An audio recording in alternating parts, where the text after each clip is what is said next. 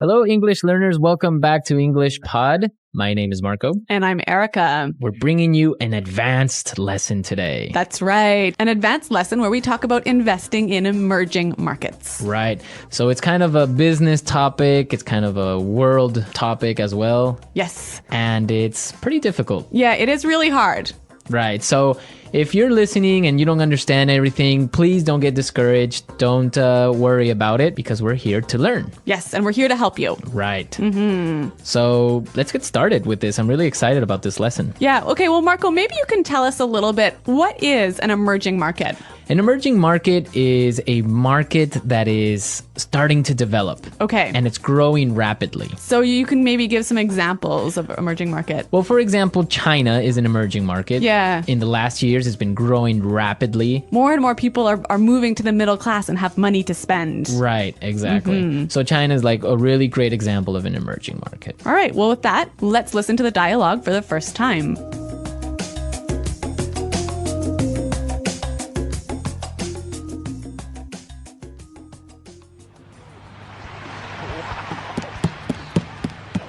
Dad, I'd like to borrow some money. Sure, Johnny. How much do you need? $5? Come on, Dad. I need $30,000. I want to get into the market. You know, I'm tired of hearing all this news about the economic downturn, the inevitable recession, people stuffing their money in their mattresses. I look at this as an opportunity. This is a chance for me to get a jump start on building my nest egg. I don't know about that. With all the uncertainty in the markets right now, it'd be a very unwise decision to invest. I don't know if you're aware, son, but there has been a lot of turmoil in the markets recently. There have already been 500,000 layoffs in the last few months, and we have no idea how the proposed stimulus package will impact upon the economy. There's just too much instability. I just wouldn't feel comfortable investing in this climate. But look at it this way. Every challenge is an opportunity. And anyway, I'm not talking about investing in the domestic market. There are emerging markets that promise great returns. Look at China, for example. They have 1.4 billion people, 500 million of whom have recently entered the middle class. Here alone, the aggregate demand for consumer goods represents an amazing wealth-generating opportunity. Oh, come on, son. You're looking at this too naively. The Chinese market has exhibited a great deal of instability, and their currency has been devalued by almost a whole percentage point. Fine then. If that's the way you feel, so be it. But you're losing out on a great opportunity here. I'm gonna hit up Mom for the cash.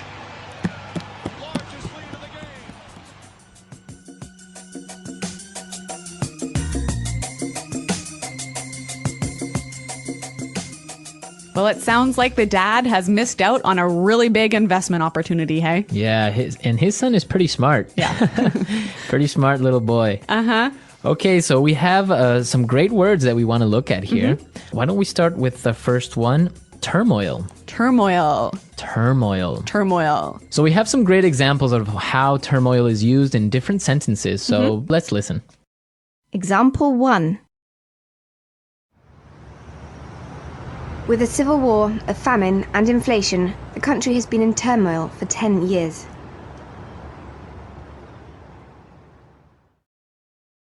Example 2. There's been a lot of turmoil in my life recently. I've moved to a new city, I've changed my job, I broke up with my girlfriend. Example 3. The devaluation of the dollar caused a great deal of turmoil in the markets. So turmoil is a state of uncertainty, of change, of difficult times. a little bit of chaos. Also, Yeah. So, for example, when there's a lot of turmoil in the market, that means stock prices are changing drastically from day to day. Right. Or the economy is in turmoil. There's a lot of problems going on. Yeah, uncertainty. Uncertainty. Okay.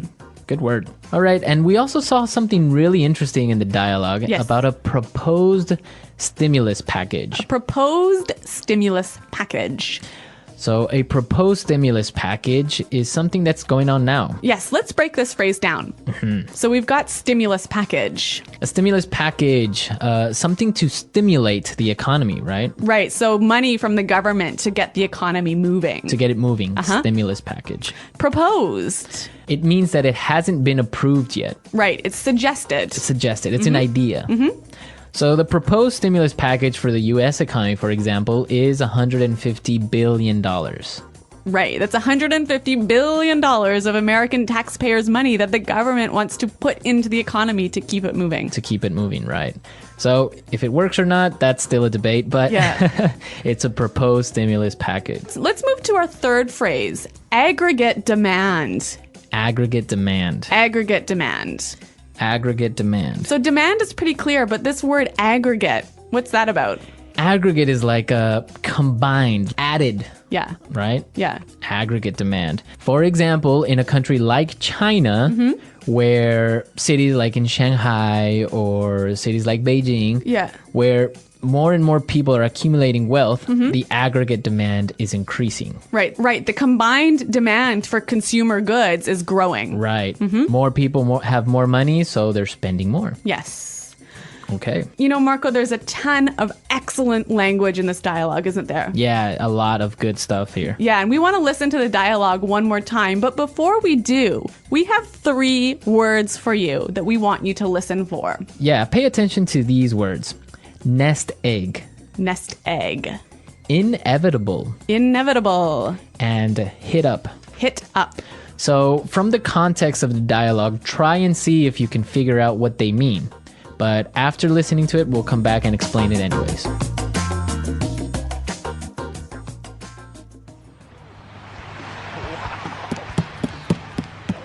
Dad, I'd like to borrow some money. Sure, Johnny. How much do you need? $5?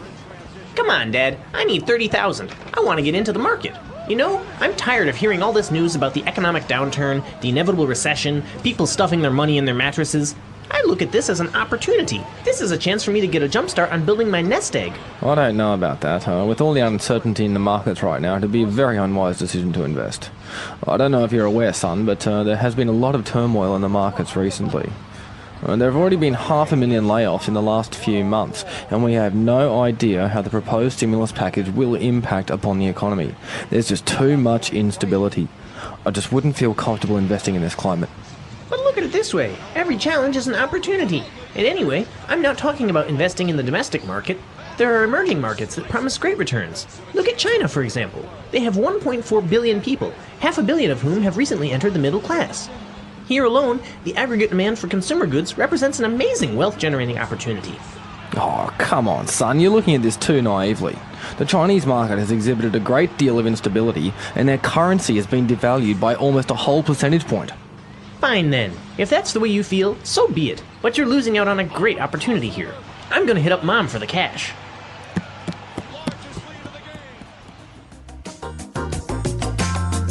So the kid wants to invest because he wants to set up his nest egg. That's right. So basically he wants to get a bunch of cash together so that he can buy a house or get married or whatever. It's that money you need to start your life, right? To start your life, your nest egg. It's kind of a weird way of referring to this money, right? I guess it is kind of funny. And also the little boy talked about an inevitable recession. Yes, inevitable. Inevitable. Inevitable basically means unavoidable. Right. So this guy thinks that the recession is unavoidable. It's gonna happen. Yes, inevitable. You know, this word inevitable, if you apply the root word, you can get a noun, an adjective, or an adverb, right? Right. So we've got some examples where you can see this word in action. Example 1. Jason knew he was going to get laid off, but he was trying to delay the inevitable. Example 2. As a new manager, it's inevitable that you're going to make mistakes. Example 3. Inevitably, we all die at the end of our lives. So as you can see, the noun and adjective form are the same. Yes, inevitable. Inevitable. When we use it as an adverb, though, we add the ly to it. Inevitably. Inevitably. Yes. So yeah, as you can see, we could use it in many different ways depending on what we want to say. Right. Well, inevitably, we have to move on to our third word. Hit up. Hit up. So he says he's going to hit up Mom for the cash. Ask his mom. Yeah, hit up. Yeah, this is kind of a slangy term, isn't it?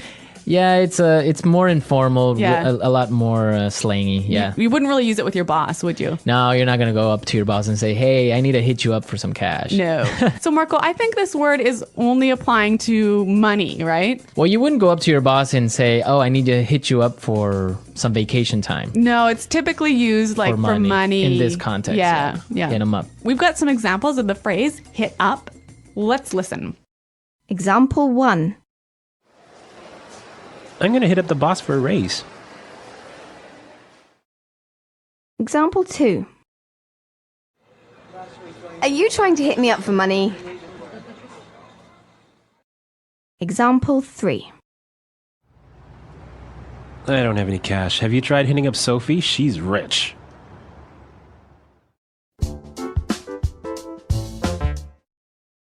Have you ever wondered where the next big opportunities are in the world?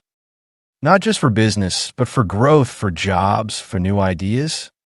Today, I want to talk about something that might sound a little serious at first, but it's actually really exciting: emerging markets. These are countries that are growing fast and changing quickly. They are not as rich as the United States or Germany yet, but they're on the way. Places like China, India, Brazil, and Vietnam.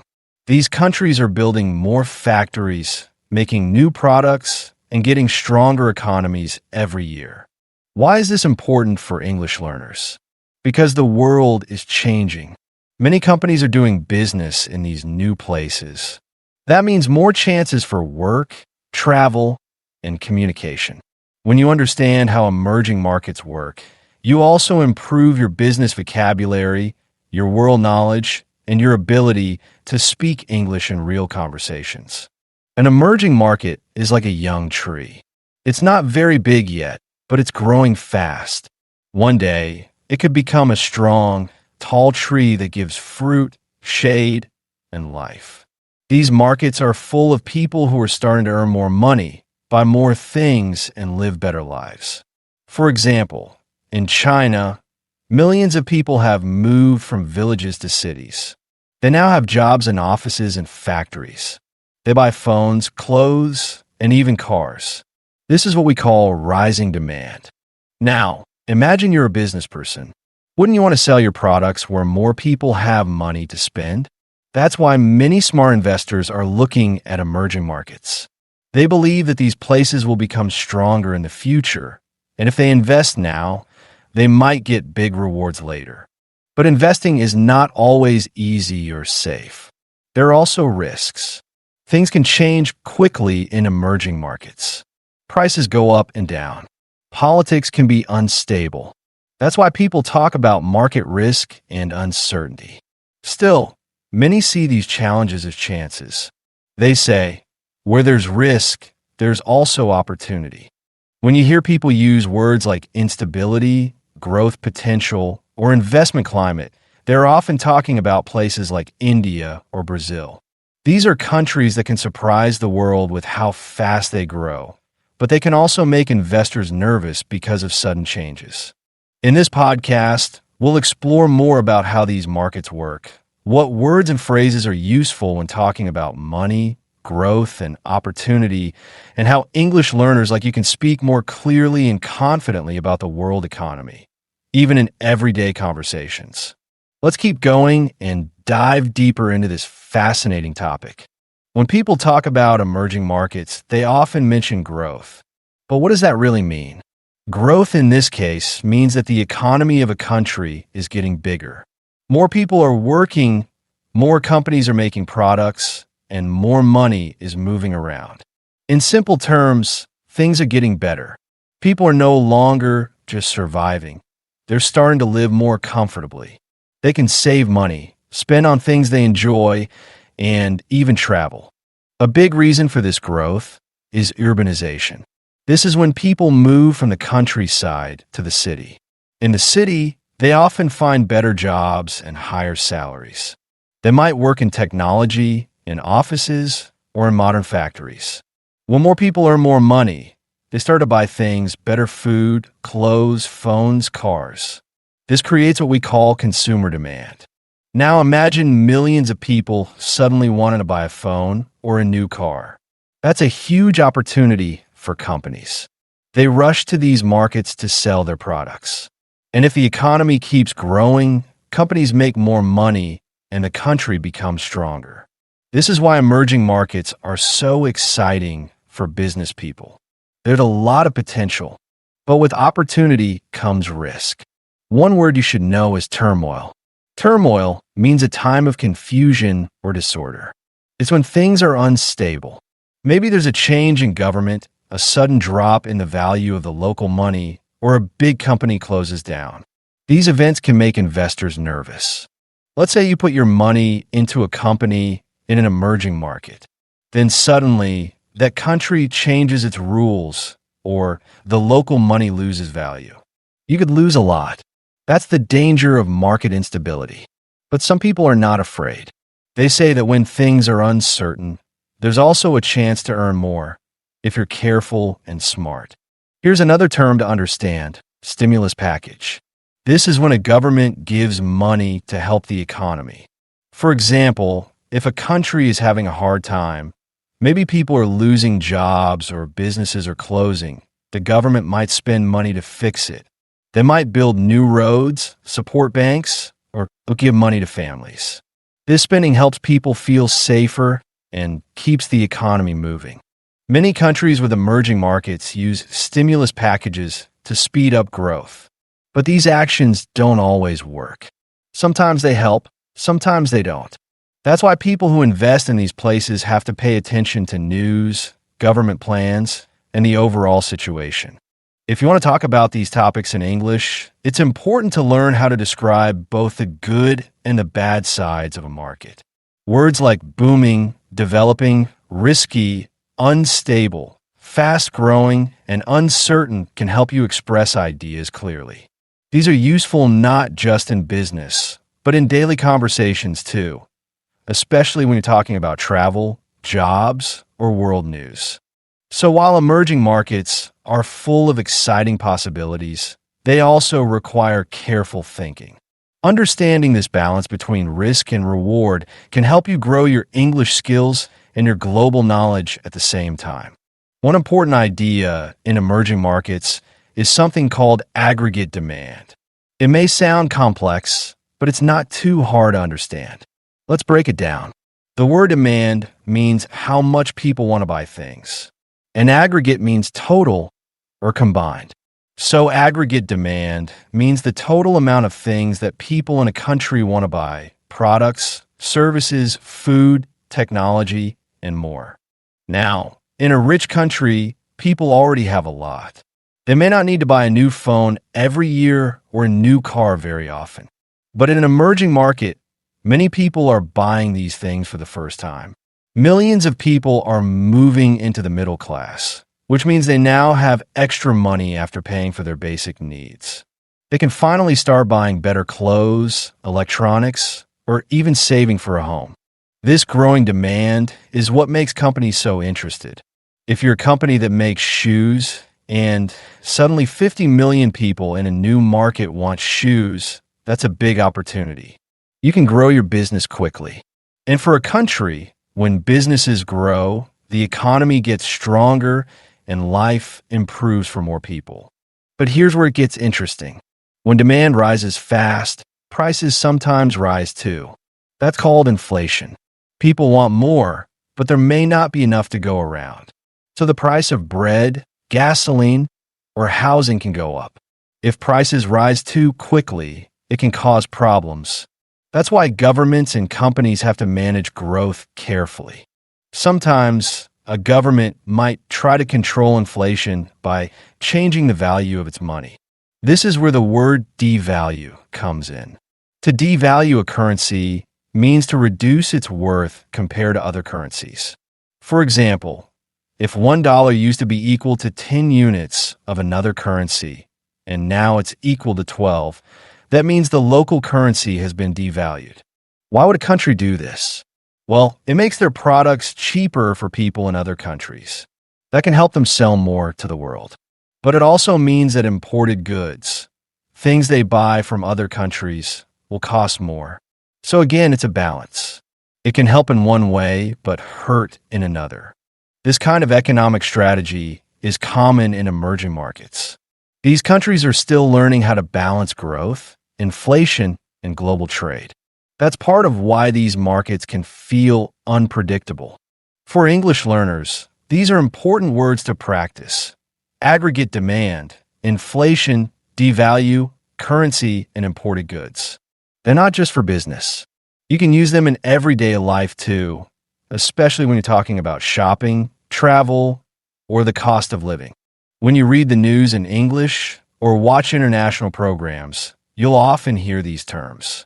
Understanding them gives you the power to follow the conversation, ask good questions, and even share your own opinions. Emerging markets may seem far away, but they affect all of us. The prices in your store, the jobs in your city, or the companies you see online. Many are connected to what's happening in these fast-changing places. That's why learning this vocabulary can open up your English and your understanding of the world. When talking about investing, one phrase that often comes up is building a nest egg. This doesn't mean collecting bird eggs. It's actually a way to talk about saving money for the future. A nest egg is money that you save slowly over time. People usually use it for something important like buying a home, starting a business, or retiring one day. In many emerging markets, people are beginning to think more about their financial future. Before, most people didn't have extra money to save. They lived day by day. But now, as more people get better jobs and earn higher incomes, they start saving. They open bank accounts, learn about investing, and try to build their own nest egg. This is a sign that the country is growing economically and people are starting to plan ahead. For someone trying to build a nest egg, investing in stocks, businesses, or property can be one way to grow that money. But investing always comes with risk. That's why we often hear another important word, inevitable. This word means something that will happen no matter what. For example, many people believe that economic ups and downs are inevitable. That means the economy will always go through good times and bad times, again and again. You can't stop it. It's part of how the financial world works. So when someone says a recession is inevitable, they mean that a slowdown in the economy will come sooner or later. It's normal. Smart investors know this and try to prepare for it. They save money when times are good, and they stay calm when times are bad. That's why building a strong nest egg is so important. It gives people safety during hard times. In everyday English, inevitable is a very useful word. You can say, it was inevitable that she would get the job, or it's inevitable that technology will keep changing our lives. Learning how to use this word helps you sound more natural when talking about the future. Now let's talk about another common phrase, hit up. This is a very informal expression. When someone says they want to hit up a person for money, they mean they want to ask them for cash. It's slang. For example, if you say, I'm going to hit up my friend for a loan, you mean you're going to ask your friend to lend you some money. You can also use hit up in a casual way to say you'll contact someone. Like, I'll hit you up later, which means I'll call or message you later. But be careful. This phrase is very informal. You can use it with friends or family, but not in formal situations like business meetings or job interviews. Expressions like nest egg, inevitable, and hit up are not only interesting, they're practical. They help you understand real conversations and express yourself better in English. When you watch movies, listen to songs, or talk with native speakers, you'll hear these kinds of phrases often. Knowing them gives you confidence. In the world of emerging markets, language like this is part of daily life. People talk about saving, asking for help, and facing the ups and downs of money in life. By learning these expressions, you're not just learning English. You're learning how people think and speak about their hopes, fears, and future. In many parts of the world, especially in emerging markets, people are looking for ways to move forward. They want better jobs, better homes, and better lives. But success doesn't come all at once. It takes planning, effort, and a little bit of risk. That's why some people turn to investing. They see it as a smart way to prepare for tomorrow. Investing doesn't always mean buying stocks or starting a company. Sometimes it's about investing in education, skills, or even small personal projects. For example, someone might take a course to learn computer skills or save money to open a tiny shop in their neighborhood. These small steps can lead to big changes over time. In a growing economy, these actions help both the person and the country.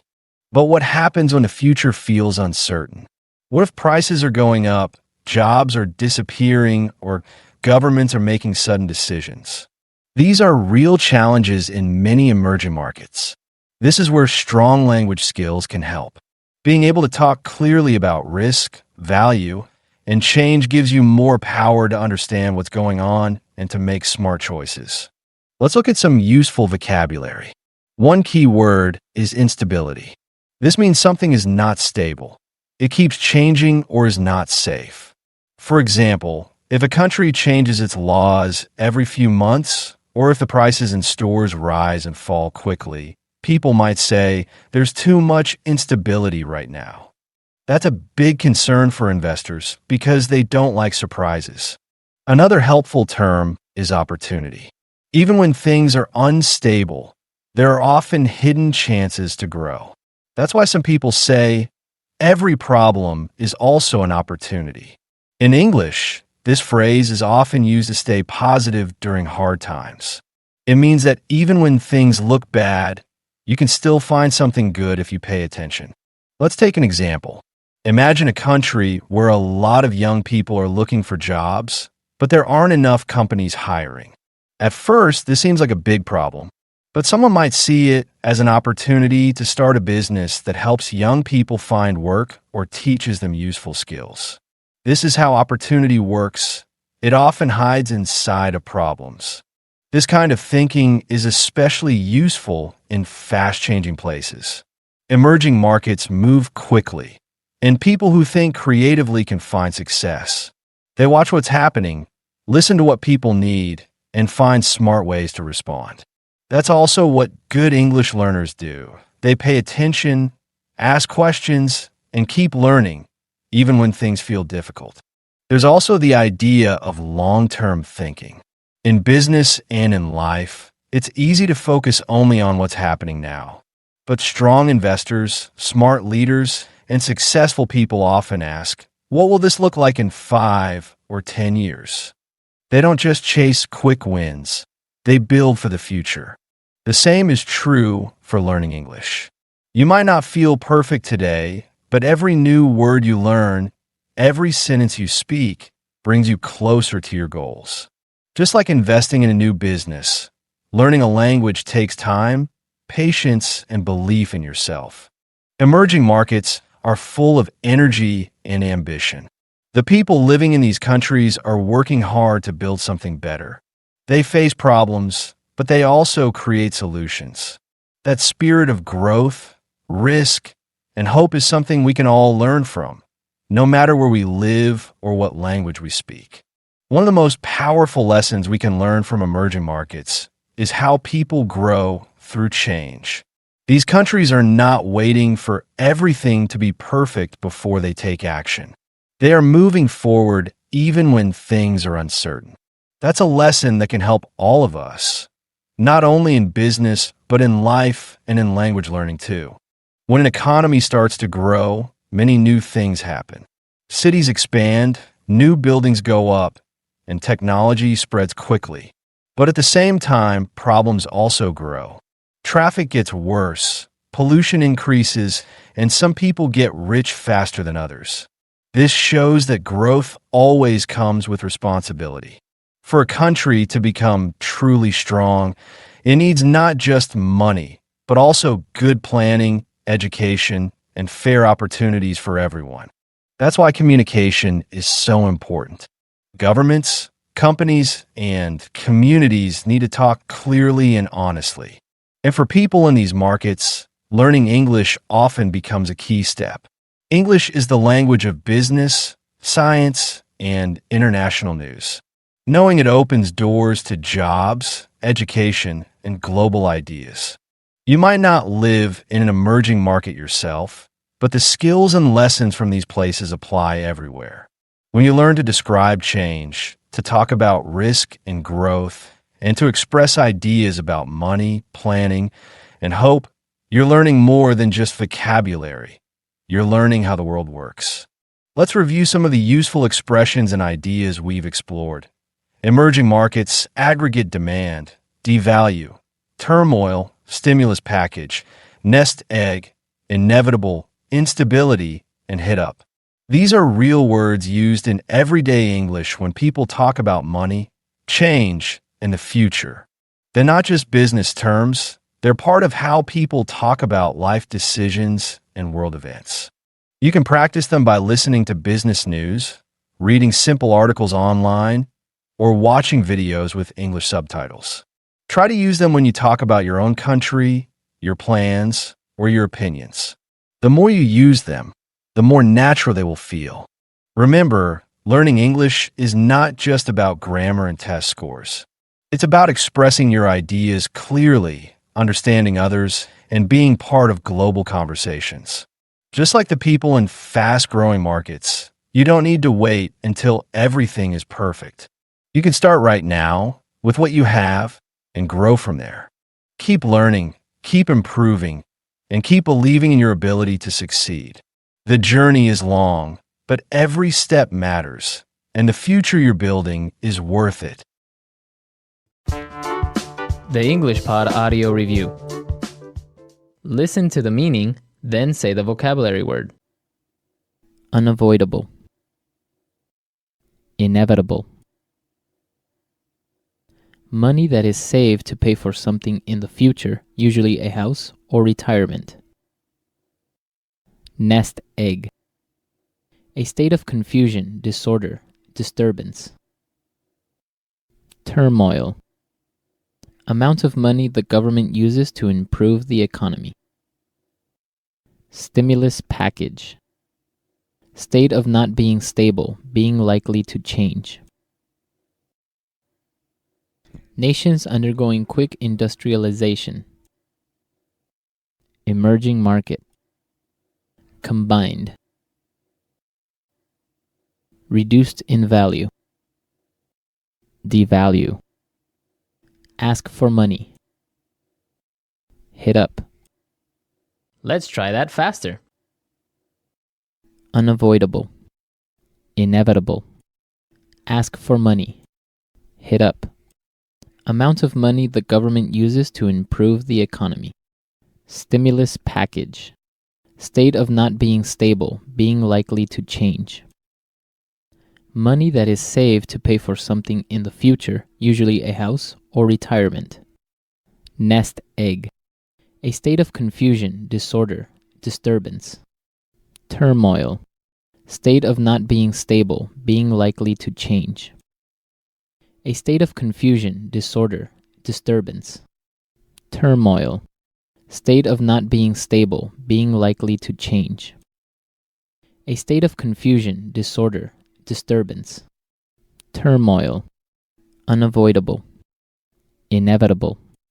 Reduced in value. Devalue.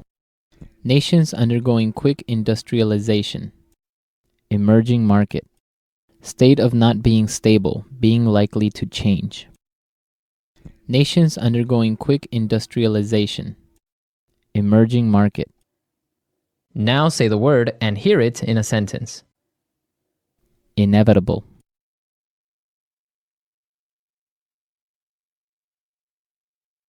Jason knew he was going to get laid off, but he was trying to delay the inevitable.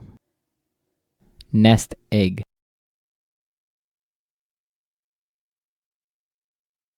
I invested in the stock market 5 years ago and built a nice nest egg. Turmoil.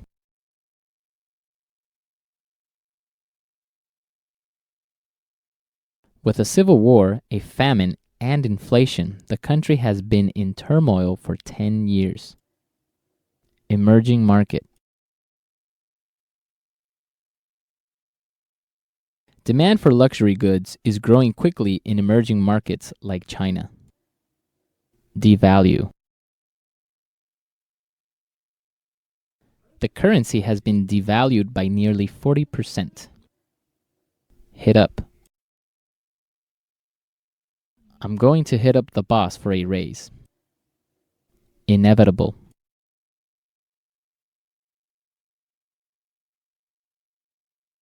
Jason knew he was going to get laid off, but he was trying to delay the inevitable. Emerging market. Demand for luxury goods is growing quickly in emerging markets like China. Devalue. The currency has been devalued by nearly 40%. Hit up. I'm going to hit up the boss for a raise. Emerging markets. It's not always easy to understand what's happening in the world of business and finance, especially when we hear words like recession, emerging markets, or stimulus packages. But these are the kinds of topics that can affect our everyday lives, even if we're not investors or economists. Today, I want to take you on a journey into one of the most interesting ideas in the financial world, the rise of emerging markets. These are countries whose economies are growing fast and becoming more important in global trade and investment. And believe it or not, understanding this topic can also help you improve your English. Let me tell you a story, something that might sound simple, but actually has a lot of depth. Imagine a young man, maybe just out of college. He's ambitious, full of ideas, and wants to start his financial journey. He doesn't want to wait until he's 40 to think about his future. He's been reading news articles, watching videos, and listening to financial podcasts. Everywhere he turns, people are talking about the same thing: economic instability, inflation, layoffs, and fear. Most people are saving money under their mattress, trying to stay safe. But not him. He sees opportunity. He believes that when others are afraid, it might be the best time to act. While others are focused on the risks, he's focused on the potential. He wants to start building his nest egg. That's a common phrase we use in English to describe money saved for the future. It might be for retirement, buying a home, or starting a business. Whatever the goal is, having a nest egg is about planning ahead. But here's the thing. He's not looking to invest in his own country. He's more interested in what's happening in other parts of the world. Places like China, India, Brazil, countries that are growing fast. These are what we call emerging markets. They're not rich yet, but they're moving in that direction. In many of these countries, millions of people are moving into the middle class, buying more products, and creating new demand for goods and services. In simple terms, the economy is expanding, and that creates new chances for businesses and investors. Of course, there are risks too. Emerging markets can be unstable. There might be political problems, changes in government policy, or economic difficulties. For example, the value of their money or currency can change suddenly. This is called devaluation, and it can have a big impact on investments. Still, the young man believed that challenges also bring opportunity. He understands that no investment is 100% safe, but if he studies carefully and thinks long-term, he might be able to grow his savings faster than he could at home. In English, there's another phrase we often use: every challenge is an opportunity. That's exactly how he sees the current moment. While others are focused on fear and uncertainty, words like turmoil and instability, he's focused on growth potential in the future. He believes that this is his chance to get a head start, to do something bold, and to take control of his financial life. So he sits down, opens his laptop, and begins to make a plan. He reads about different countries. He looks at how their economies are performing. He checks the population, the level of education, the technology, the political climate. He wants to make smart decisions, not just emotional ones. And he's just getting started. He starts by looking deeper into China. It's a country with over 1.4 billion people, and nearly 500 million of them have recently entered the middle class. That means more people are earning steady incomes, spending money, and improving their lifestyles. This growth in consumer power creates something called aggregate demand. That phrase may sound complex, but it's simple. It just means the total demand for goods and services in an economy. When more people buy things like phones, clothes, cars, and even luxury items, companies grow, and the economy gets stronger. The young man is fascinated by this. He thinks, if more people in China want smartphones, then smartphone companies might grow fast. If more people buy online, then e-commerce businesses might make big profits. Maybe I can invest in those companies and grow my money too. But he doesn't stop with China. He studies India. He sees that India also has a huge population and a growing tech industry. He reads about Brazil, a country with rich natural resources, and Indonesia, a place where digital banking is becoming popular. These countries might be risky, yes, but they're full of potential. Still, he knows he has to be careful. Investing without a plan is like walking in a storm without an umbrella. There's too much uncertainty. One day, the market is up. The next day, it's down. This kind of situation is called market turmoil. It's a word that means confusion, chaos, and rapid change. When people hear that the market is in turmoil, they often panic. They stop investing, they pull out their money, and they try to avoid any risk. But our young investor isn't like that.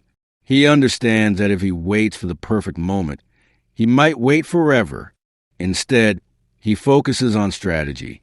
He decides to invest small amounts at first. He also makes sure to diversify, another useful word in English. To diversify means to spread your investments across different areas, so that if one goes down, the others might still do well. He doesn't put all his eggs in one basket, as the saying goes. He also begins to understand another important concept, the stimulus package. When economies are weak or facing a slowdown, governments often introduce large financial plans to boost growth. A stimulus package usually involves spending government money to support businesses, build infrastructure, or give cash to citizens. These actions can help restart the economy and restore confidence. But stimulus packages don't always work the same way in every country. In developed countries, they might be large and fast. In emerging markets, they might take longer to show results. This is why the young man knows he must stay informed. He reads financial news every day, listens to market experts, and watches what central banks and government leaders are doing. Every article he reads adds to his understanding. Every new phrase he learns, like inevitable recession or currency devaluation, makes him more confident. He's not just learning about investing. He's also improving his English. He's discovering new vocabulary, understanding real-life expressions, and connecting language with the real world. For him, this isn't just about money. It's about growth in every sense. He wants to become someone who doesn't fear change, who doesn't run from problems, and who sees the big picture even when the world feels uncertain. And he knows that the journey has only just begun. One evening, as he sits at his desk, looking over charts and articles, he starts to feel a bit overwhelmed. The numbers, the news, the expert opinions, they can all become too much sometimes. He realizes that investing, especially in emerging markets, is not just about knowledge. It's also about mindset. Staying calm during market swings, avoiding emotional decisions, and being patient. These are just as important as understanding interest rates or reading a financial report. He remembers a phrase he heard in a podcast. Don't try to time the market. Time in the market is what matters. That means instead of trying to guess the perfect moment to invest, it's better to stay invested over a longer period. The longer you stay in, the more chances you have to grow your money, even if there are ups and downs along the way. So, he starts setting some personal rules. He writes them down in a notebook. Start small, but start now. Invest regularly, not randomly. Learn something new every week. Never invest money you can't afford to lose. Keep emotions out of your decisions. These simple rules give him confidence. He knows he won't always get it right, but he also knows that taking smart steps today can build a better tomorrow. Still, he faces another challenge. Not everyone supports his ideas. His father, for example, is very traditional when it comes to money. He believes in saving, not investing. He prefers safety over risk. Whenever the topic of emerging markets comes up, he quickly changes the subject. He worries about things like inflation, job losses, and unstable currencies. He often uses words like risky, dangerous, or unpredictable. At first, this makes a young man doubt himself. He wonders, am I being too bold? Maybe my father is right. Maybe I should wait. But then he reminds himself why he started. He wants to build something. He doesn't want to just follow the old way of doing things. He wants to prepare for the future, one that is changing fast, one that demands new skills and new thinking. So he continues, but more carefully now. He starts using simulation apps to test investments without using real money. He reads beginner guides on economic cycles, interest rates, and market corrections. He listens to interviews with economists who explain things in simple, practical terms. Bit by bit, his understanding grows. He also starts paying attention to the little signals that many people miss. For example, he notices how tech companies are opening offices in developing countries. He sees how international brands are creating products specifically for new middle-class consumers in Asia and South America. These trends show that big businesses are also betting on emerging markets. And if they believe in the future of these places, maybe he's not so crazy after all. Along the way, he also learns new phrases and idioms. One of his favorites is hit up, which means to ask someone for money in a casual way. He laughs as he remembers a moment when he jokingly said to his sister, "I might hit up Mom for some investment cash." It's a funny expression and a bit informal, but it helps him feel more connected to the language. He realizes that learning English through real-world topics like investing is more effective and more interesting than just memorizing words from a textbook. Now, every day feels like progress. He's not just planning for a better financial future. He's also becoming a better English speaker. And that, too, is a kind of investment. After several weeks of learning, testing, and thinking carefully, he decides it's time to take his first real step. Not a big one, just a small investment in a company that operates in multiple emerging markets. It's a company that sells basic household products, things people need no matter where they live. Soap, toothpaste, and cleaning supplies. These kind of products are always in demand, and he thinks that's a smart place to begin. He opens an online investment account. The process takes a few days, and at first, the forms and technical terms confuse him. He sees words like portfolio, dividends, risk tolerance, and liquidity. Instead of guessing, he writes them down and looks them up. Each new word becomes part of his vocabulary. Every new concept he learns makes him more confident. Finally, the day comes. He buys his first shares. It's not a huge amount, but it's meaningful. It represents more than money. It's a symbol of his growth, his learning, and his courage. After clicking buy, he feels a wave of excitement. Then, almost immediately, he feels nervous. What if the stock drops tomorrow? What if he made a mistake? But then he breathes deeply. He remembers the bigger picture. He's not here for quick profits. He's here to build, to learn, and to keep moving forward. Over the next few weeks, he follows the company's performance. He reads its financial news, follows how it responds to changes in the global economy, and even watches interviews with its CEO. Slowly, he begins to see how all the pieces connect, how politics, currency exchange rates, consumer behavior, and global trade all play a role. At the same time, he keeps studying other emerging markets. He discovers that not all of them are growing in the same way. Some are building strong manufacturing industries. Others are becoming leaders in digital technology or clean energy. He also sees that some countries have serious problems: corruption, weak legal systems, or political instability. These are real risks, and he knows he has to be smart about where he puts his money. One day, you read an article that talked about devaluation in a small country's currency. The value of that money dropped quickly, and foreign investors lost millions. This reminds him of something important. In emerging markets, things can change fast. Currency devaluation can make it harder for companies to import goods or repay debts. It can also reduce the value of profits when converted back to US dollars or euros. But instead of feeling scared, he feels prepared. He now understands what devaluation means. He knows how to look at economic indicators, how to read trends, and how to ask the right questions before making a decision. He also begins writing a short blog, nothing fancy, just a personal journal where he explains what he's learning in simple English. His goal is to teach others while improving his own skills. He writes about words like turmoil, stimulus package, and aggregate demand, explaining them with examples from real life. People begin to comment. Some are fellow English learners. Some are beginner investors. They ask questions, share ideas, and thank him for making complicated topics easier to understand. Through this, he finds something unexpected. Teaching helps him learn even more.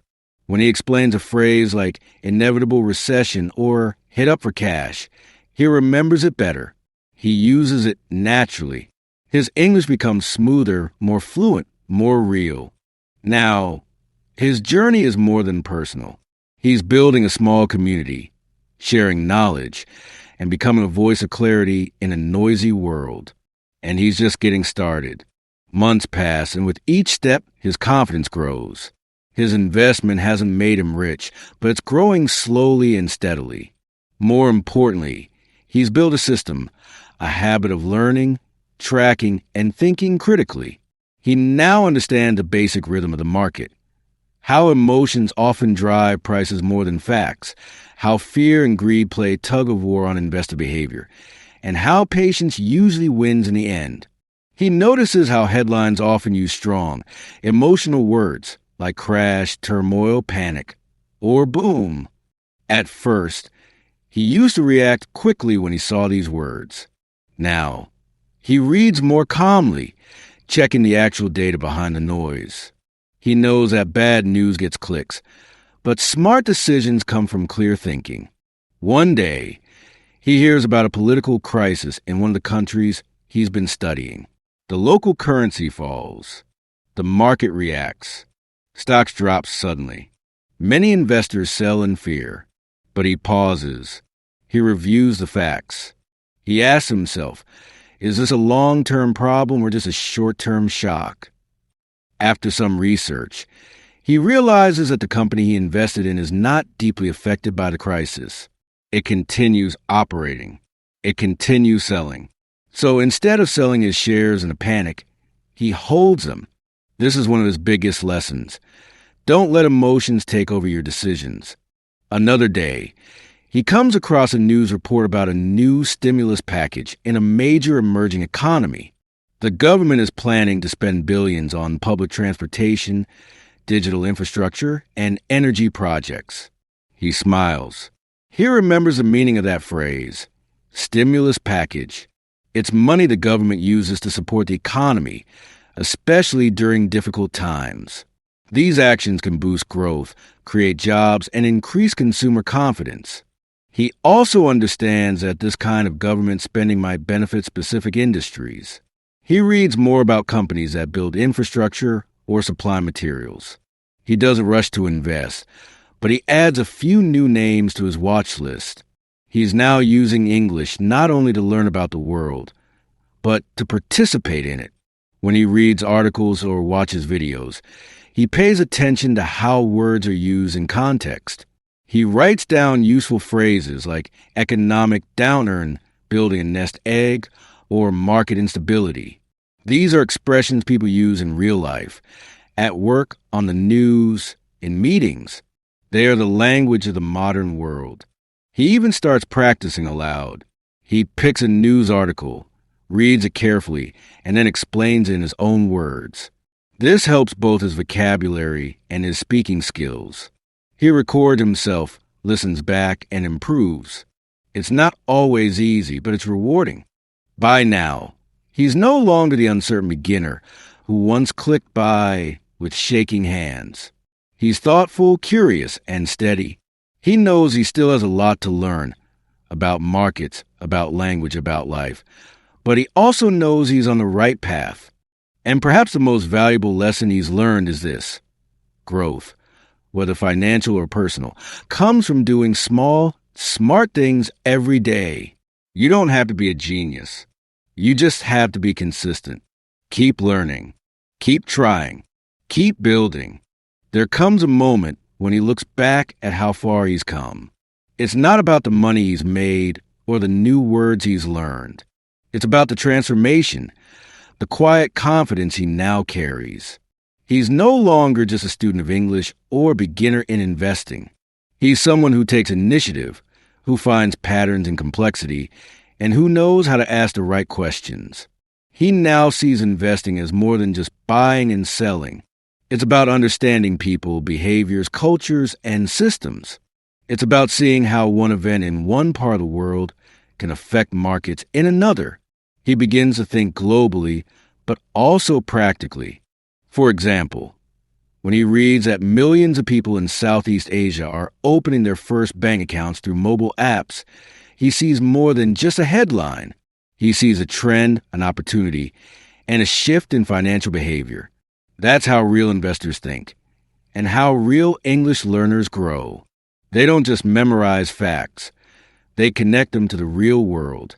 He also understands the importance of failure. Not every choice he made was perfect. He did lose some money on one early investment. But instead of quitting, he studied what went wrong. He read expert analysis, reviewed his decisions, and made changes. He learned the true meaning of another valuable phrase. Every mistake is a lesson in disguise.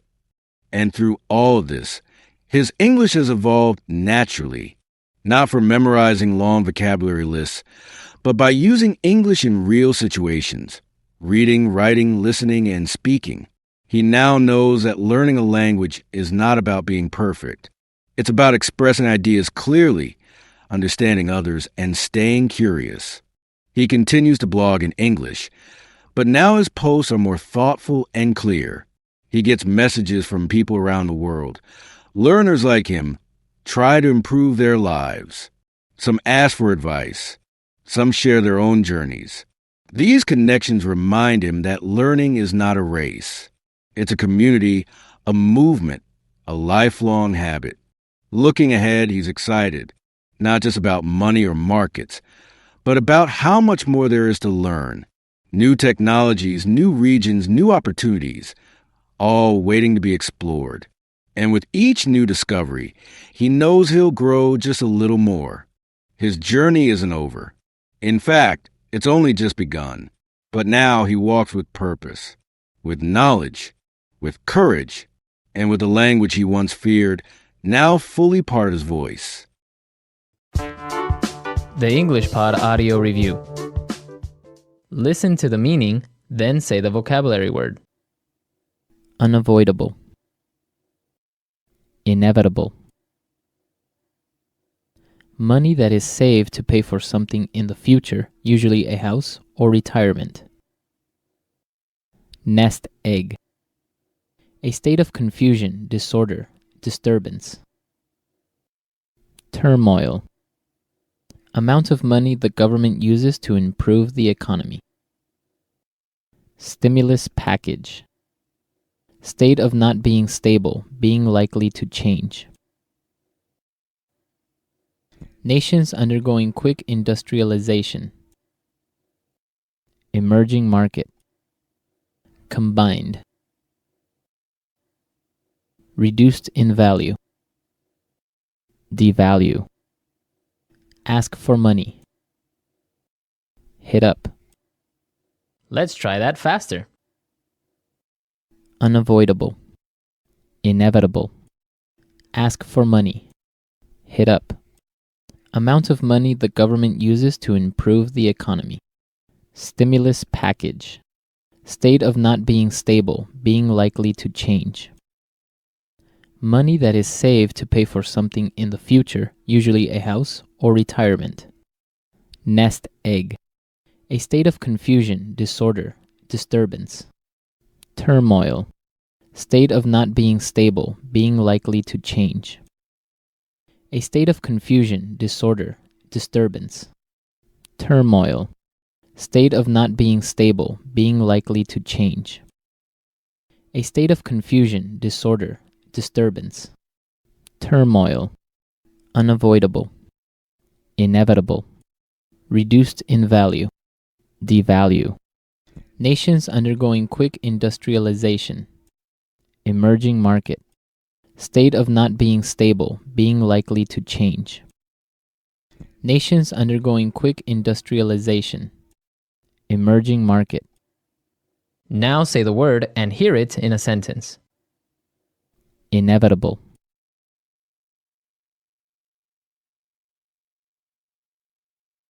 Jason knew he was going to get laid off, but he was trying to delay the inevitable. Nest egg.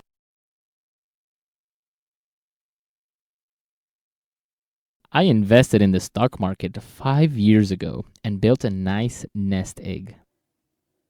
Turmoil.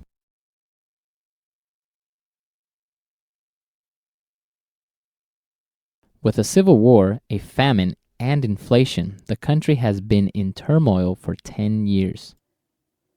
Emerging market. Demand for luxury goods is growing quickly in emerging markets like China. Devalue.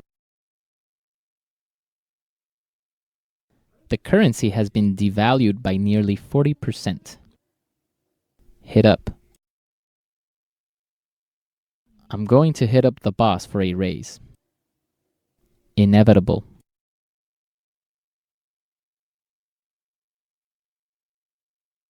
Jason knew he was going to get laid off, but he was trying to delay the inevitable. Emerging market. Demand for luxury goods is growing quickly in emerging markets like China. Devalue. The currency has been devalued by nearly 40%. Hit up. I'm going to hit up the boss for a raise.